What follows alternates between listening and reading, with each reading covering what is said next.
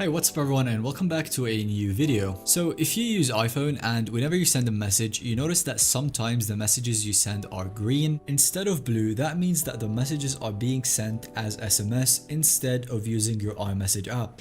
So in this video, we're going to be looking into our settings, making sure that everything is right so that we could fix the potential problem. So let's head over to the setting, and then from there you want to scroll down until you see messages.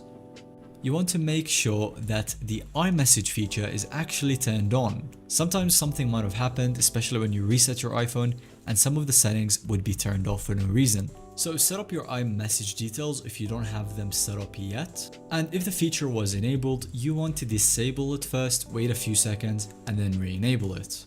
After that, you want to go back to your settings and then search in the search bar for your network settings. After that, you would want to reset your network settings just in case that your network would be the reason why your iMessage is not connected. The last two possible reasons on why the message bubble would remain green and not turn blue after you've done these things is maybe you're sending a message, maybe you're trying to send a message to an Android user, so they don't really have an iPhone or an iPad or something like that, or maybe even a Mac. So when you are trying to use the iMessage feature, it's actually sending to an Android. So that's like one potential reason. The second one could be a network error, so make sure that you are on a stable connection, and that way you could ensure that your messages are being sent smoothly and effectively. So that will be all for this video, guys. I really hope that it helped and it finally fixed your problem. Let us know if it did in the comment section below, and don't forget to leave a like and subscribe so you don't miss out on any future content just like this one.